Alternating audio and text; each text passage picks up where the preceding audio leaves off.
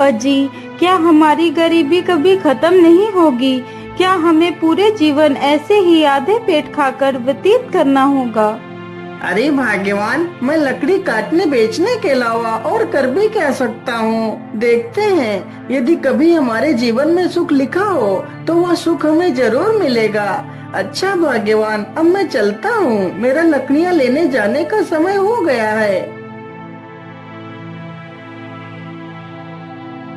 अरे मेरे प्यारे गधे, चलो अब हमारा लकड़ियाँ लाने का समय हो चुका है। इतना कहकर लकड़हारा अपने गधे को लेकर जंगल की तरफ निकल पड़ता है।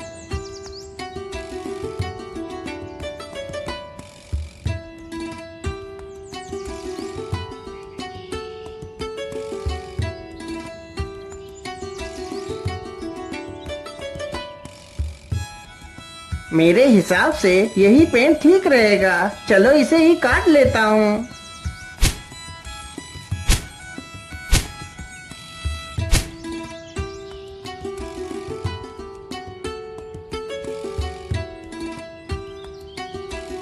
लकड़हारा जल्दी से लकड़ियां काटकर अपने गधे पर लाद लेता है और घर की तरफ निकल पड़ता है।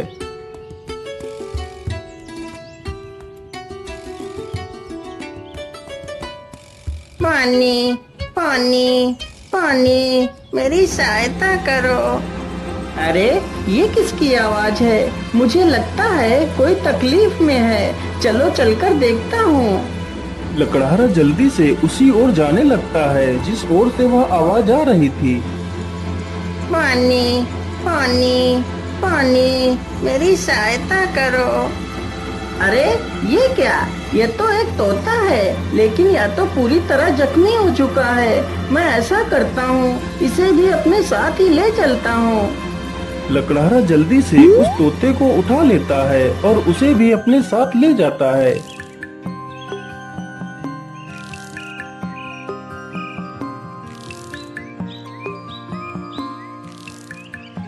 अरे भाग्यवान, तुम जल्दी से हल्दी और चूने का लेप लेकर आओ। मुझे इस तोते के जख्मों पर उस लेप को लगाना है।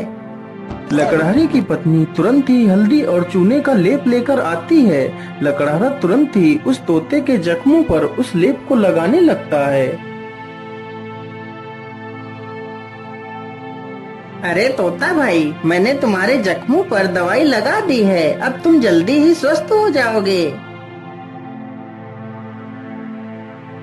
इस प्रकार तोता 1-2 दिनों में ही पूरी तरह स्वस्थ हो जाता है।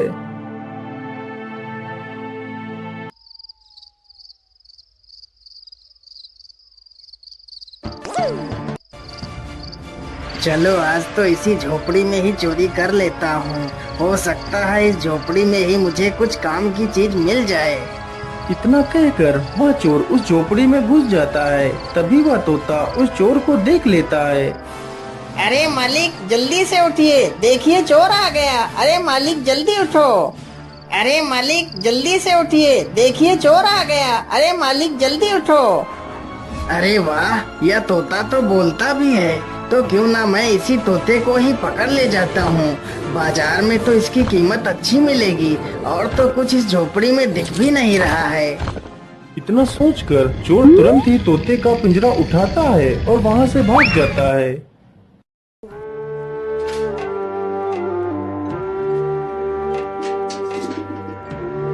चोर को चलते चलते रात से सुबह हो जाती है। ओहो, मैं तो रात भर चलते चलते कितना थक गया हूँ। चलो ऐसा करता हूँ, थोड़ा इसी पेड़ के नीचे आराम कर लेता हूँ, फिर सोचूंगा इस तोते का क्या करना है। इतना सोचकर चोर उसी पेड़ के नीचे लेटकर सो जाता है। तभी वहाँ से एक राजा अपने घोड़े पर सवार होकर निकलता है। महाराज मुझे बचा लीजिए, मेरी रक्षा कीजिए महाराज, नहीं तो यह चोर मुझे मार डालेगा। अरे ये कौन है जो मुझे मदद के लिए पुकार रहा है, लेकिन आसपास तो कोई नहीं दिखाई दे रहा है। अरे महाराज, उधर नहीं, इधर नीचे देखिए महाराज, मैं इधर हूँ। महाराज मुझे बचा लीजिए, यह चोर मुझे उठाकर ले जा रहा है। अरे वाह, यह तोता तो बोल भी सकता है। चलो मैं इस तोते को खरीद लेता हूँ। यह तोता मेरी पुत्री को बहुत पसंद आएगा। अरे ओ चोर, चल अब उठ जा। और कितना सोएगा तू? महाराज, मैंने कोई चोरी नहीं की, मुझे कुछ मत करना महाराज। नहीं नहीं, मैं तुम्हें कुछ नहीं करूँगा। तुम यह तोता मुझे दे दो, मैं तुम्हें इसके बदले 100 सोने की मोहरें दूंगा। राजा की यह बात सुनकर चोर बहुत खुश हो जाता है। लेकिन याद रहे, मैं तुम्हें ये मोहरें तभी दूंगा यदि तुम आज से चोरी करना छोड़ दोगे। यदि ऐसा नहीं किया तो मैं तुम्हें कारागार में डाल दूंगा। नहीं नहीं महाराज, मैं आज के बाद कोई चोरी नहीं करूंगा। राजा तुरंत ही उस चोर को 100 सोने की मोहरें दे देता है और तोते का पिंजरा लेकर वहां से चला जाता है।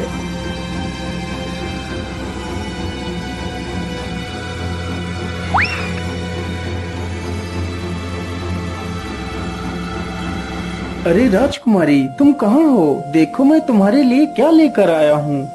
अरे पिताजी, यह तोता तो कितना सुंदर है। हाँ पुत्री, यह कोई ऐसा वैसा तोता नहीं है। यह तोता इंसानी भाषा को बोल और समझ सकता है। फिर तो यह एक अद्भुत तोता है। पिताजी, आज से मैं इस तोते को अपने साथ ही रखूंगी।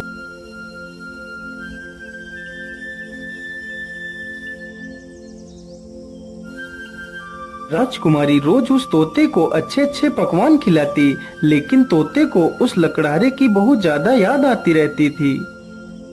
अरे मेरे प्यारे तोते, मैं तुम्हें कुछ भी खिलाती हूँ, तुम उसे सही ढंग से क्यों नहीं खाते हो? क्या बताऊं राजकुमारी जी, मुझे इस पिंजरे में कैद हुए पूरा 1 महीना हो चुका है। मेरा मन भी आकाश में उड़ने को कर रहा है, लेकिन मैं इस पिंजरे में कैद हूँ। मैं क्या कर सकता हूँ? अच्छा, ऐसी बात है तो फिर चलो मेरे साथ, आज मैं तुम्हें बाहर की सैर करा के लाती हूँ। राजकुमारी तोते को जंगल में ले जाती है और उसे पिंजरे से बाहर निकाल देती है। फिर तोता आसमान में उड़ने लगता है। अरे ये क्या, ये पेड़ इतना चमक क्यों रहा है? क्या यह पेड़ कोई जादुई पेड़ है? अरे राजकुमारी जी, उधर देखिए, यह पेड़ इतना चमक क्यों रहा है? क्या यह कोई जादुई पेड़ है? अरे हाँ, मुझे तो लगता है यह कोई जादुई पेड़ ही है। चलो इसके पास चलते हैं। राजकुमारी तथा वह तोता दोनों उस वृक्ष के पास जाते हैं। राजकुमारी जैसे ही उस वृक्ष को स्पर्श करती है, तभी वह उस वृक्ष में समा जाती है। यह देखकर तोता हैरान हो जाता है। अरे राम राम राम, ये क्या हुआ? राजकुमारी तो पेड़ के अंदर चली गई। मुझे जल्दी से यह खबर राजा को देनी होगी।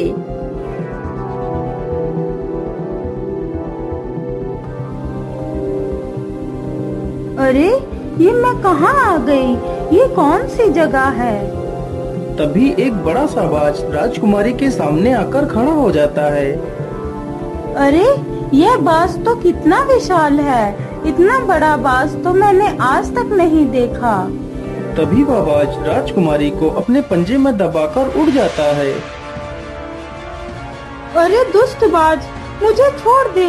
तू मुझे कहाँ ले जा रहा है? वह बाज राजकुमारी को एक गुफा के भीतर ले जाता है, जहाँ एक डायन खड़ी होती है।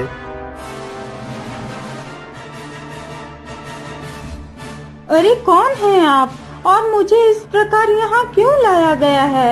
मुझे छोड़ दो, मुझे वापस जाने दो। चली जाना, चली जाना, इतनी जल्दी किस बात की है? तुम इस समय पाताल लोक में हो। यहाँ से निकलना इतना आसान नहीं है। तुम यहाँ से तभी बाहर जा सकती हो जब मैं चाहूँगी। यदि तुम यहाँ से बाहर जाना चाहती हो तो तुम्हें मेरा एक काम करना होगा। बोलिए, आप क्या काम करवाना चाहती हैं? राजकुमारी जी, तुम्हें मेरे लिए अमृत लाना होगा। लेकिन ये अमृत कहाँ मिलेगा? ये अमृत तुम्हें रंगी कंचन की पहाड़ियों में मिलेगा। लेकिन ये पहाड़ी कहाँ पर है? फिर वह डायन राजकुमारी को अमृत लाने का रास्ता बताती है। वह डायन अमृत पीकर अमर होना चाहती थी और पूरी दुनिया पर राज करना चाहती थी। उस डायन ने उस विशाल बाज को अपने वश में कर रखा था, जिससे वह सारे काम करवाती थी। डायन की ये सारी बातें सुनकर राजकुमारी वहाँ से अमृत लाने के लिए चल पड़ती है।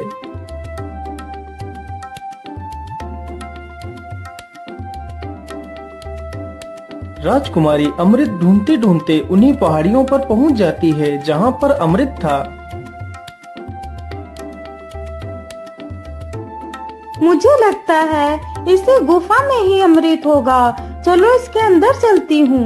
राजकुमारी जैसे ही गुफा के अंदर प्रवेश करने की कोशिश करती है, तभी एक जहरीला सर्प राजकुमारी को डस लेता है और राजकुमारी की वहीं पर मृत्यु हो जाती है।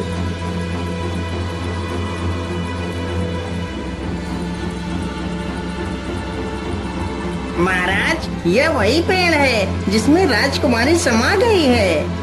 ठीक है तोते, तुम यहीं पर रुको, मैं इस पेड़ के अंदर अकेला ही जाऊंगा। राजा जैसे ही पेड़ को हाथ लगाता है तो वह भी उसी पेड़ के अंदर चला जाता है।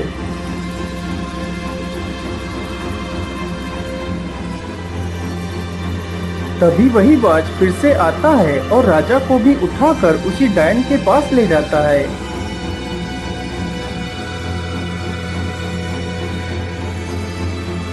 कौन है आप और मुझे यहाँ पर इस प्रकार लाने का क्या कारण है? मेरी राजकुमारी कहाँ है?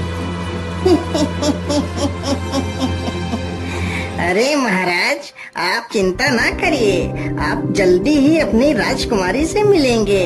उससे पहले आपको मेरा एक काम करना होगा। ठीक है डायन, मुझे जल्दी से बताइए, मैं तुम्हारे लिए क्या काम कर सकता हूँ। फिर वह डायन राजा से भी उसी अमृत को लाने की बात कहती है। ठीक है डायन, मैं तुम्हें वह अमृत लाकर दे दूंगा, लेकिन मेरी पुत्री को कुछ नहीं होना चाहिए। इतना कहकर राजा अमृत लाने के लिए चल पड़ता है।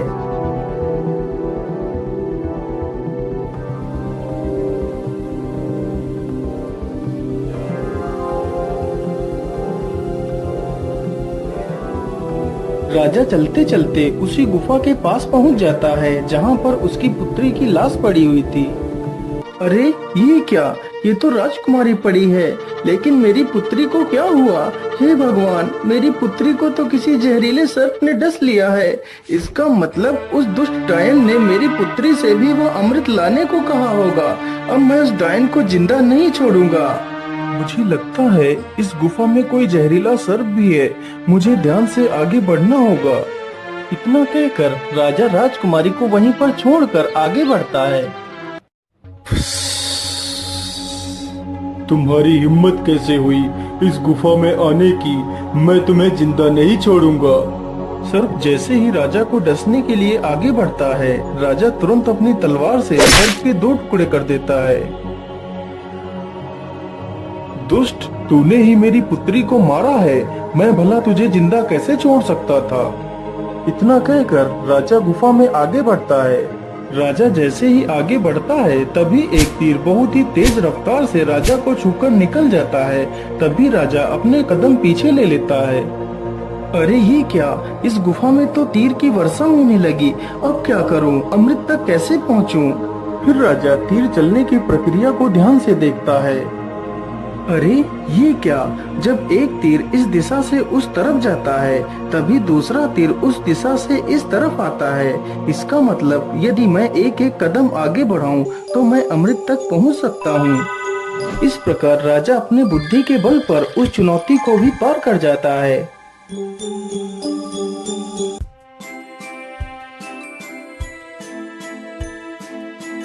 अरे वो रहा अमृत, चलो जल्दी से अमृत को ले लेता हूँ।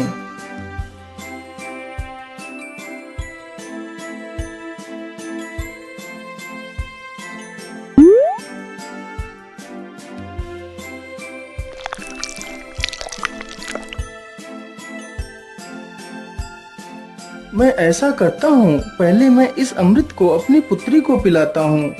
ये सोचकर राजा अपनी पुत्री को अमृत पिलाता है। अमृत पीते ही उसकी पुत्री जीवित हो जाती है। अरे पिताजी, आप यहाँ पर कैसे आ गए?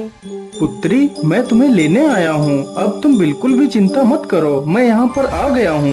फिर वह राजा उस अमृत को खुद भी पी लेता है और बाद में बचा हुआ अमृत उस सर्प के मुंह में डाल देता है। अमृत मुंह में पड़ते ही सर्प भी जीवित हो जाता है। फिर वह राजा उस सर्प को अपनी पूरी कहानी सुनाता है। मैंने तुम्हें इसलिए जीवित किया है ताकि तुम फिर से इस अमृत की रक्षा करो। महाराज, मैंने आपको पहचानने में भूल कर दी, मुझे क्षमा कर दीजिए महाराज। अरे नहीं नहीं सर्पदेव, इसमें तुम्हारी कोई गलती नहीं है, यह तो तुम्हारा फर्ज था। अच्छा अब मैं चलता हूँ।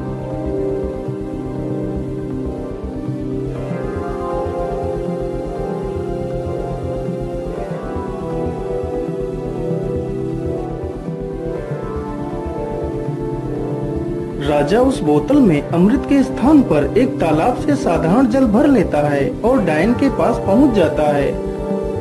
ये लीजिए डायन, मैं तुम्हारे लिए अमृत लेकर आ गया हूँ। अब मुझे बाहर जाने का रास्ता बता दीजिए। अरे वाह राजा, तुम तो कितने बहादुर हो। यह अमृत आज तक कोई नहीं ला सका। जो भी गया वह लौट कर नहीं आया और तुम तो अमृत लेकर आ गए। चलो चलो जल्दी से मुझे यह अमृत दे दो।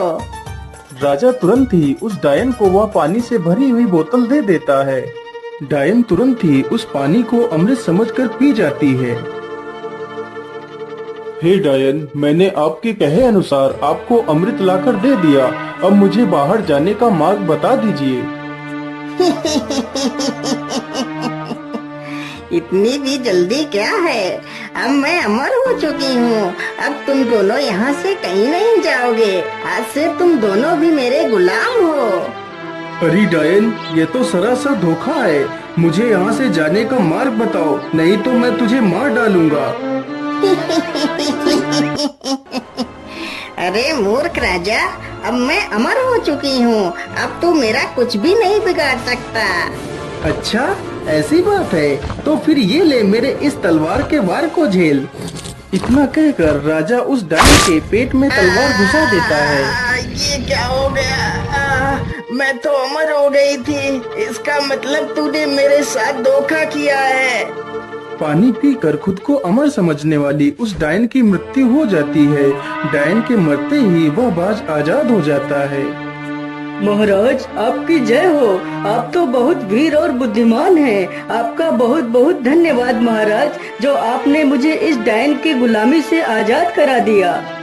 हे बाज, क्या तुम यहाँ से बाहर निकलने का रास्ता जानते हो? जी महाराज, आप दोनों हमारी पीठ पर बैठ जाइए, मैं अभी आपको बाहर ले चलता हूँ। दोनों ही बाज की पीठ पर बैठ लेते हैं और बाज उन दोनों को लेकर एक दरवाजे के पास जाता है। महाराज, इसी दरवाजे के बाहर आपकी दुनिया है, यहीं से आप बाहर जा सकते हो महाराज। राजा तथा राजकुमारी दोनों बाज का धन्यवाद करते हैं और उस दरवाजे से बाहर चले जाते हैं।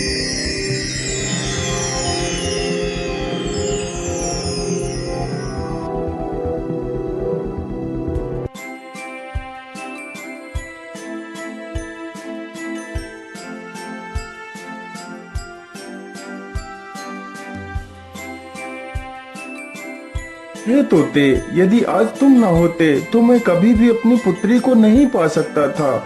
इसलिए मैं तुमसे बहुत प्रसन्न हूँ। आज तुम मुझसे कुछ भी मांग सकते हो। महाराज, यदि आप मुझे कुछ देना ही चाहते हैं तो मुझे 1000 सोने की मोहरें देकर आजाद कर दीजिए। राजा ने ऐसा ही किया। तोते को 1000 स्वर्ण मुद्राएं देकर उसे विदा कर दिया। तोता वहाँ से उड़कर सीधा उसी लकड़हारे के पास पहुँच जाता है। मालिक देखिए, मैं आ गया और आपके लिए कुछ उपहार भी लेकर आया हूँ। लकड़हारा जैसे ही उस पोटली को खोलकर देखता है तो उसमें ढेर सारे सोने के सिक्के देखकर वह बहुत खुश हो जाता है और फिर वे तीनों मिलकर खुशी खुशी अपना जीवन व्यतीत करने लगते हैं।